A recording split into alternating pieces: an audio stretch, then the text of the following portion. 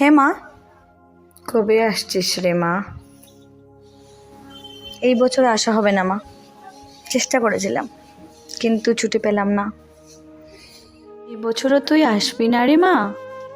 তোদেরকে নিয়ে কত স্বপ্ন দেখি, তা যেন এক নিমিষে হারিয়ে যায় কোন আকাশের নিচে।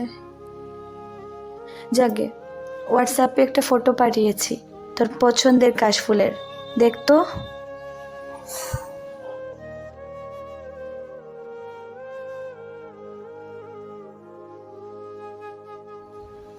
হ্যাঁ মা, দেখলাম।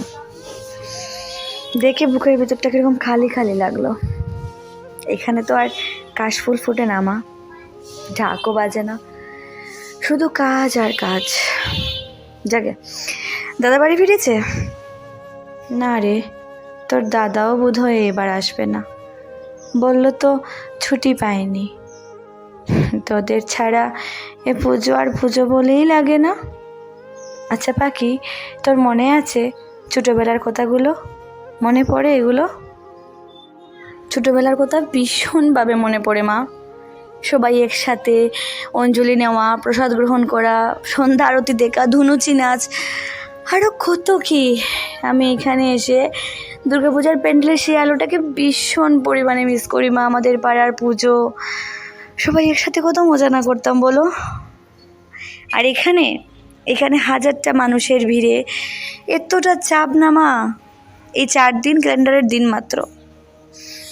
নন বেঙ্গলিরা কেমন করে বুঝবে বলো তো আমাদের বেঙ্গলিদের কাছে দুর্গাপূজা মানে কি? চিন্তা করিস না রে মা, সব ঠিক হয়ে যাবে। দূরত্ব মানে তো আর এই নয় যে দূরে থাকা, তুই আমার কাছেই আছিস রে মা, সব ঠিক হয়ে যাবে। চিন্তা করিস না, নিজের যত্ন নিস, খেয়াল রাখিস। তুমিও ভালো থেকো, বাবার যত্ন নিও, আর নিজেরও খেয়াল রেখো মা। ওষুধপত্র ঠিকঠাক করে খেও, আমার আর দাদার চিন্তা করো না। বাবার সাথে আনন্দে পুজোটা কাটাও মা। রাখছি। হ্যাঁ মা, রাখ। কিভাবে ভালো করে কাটাবো পুজো তোদের ছাড়া? তোদের আশায় যে আমি পড়ছে থাকি রে মা।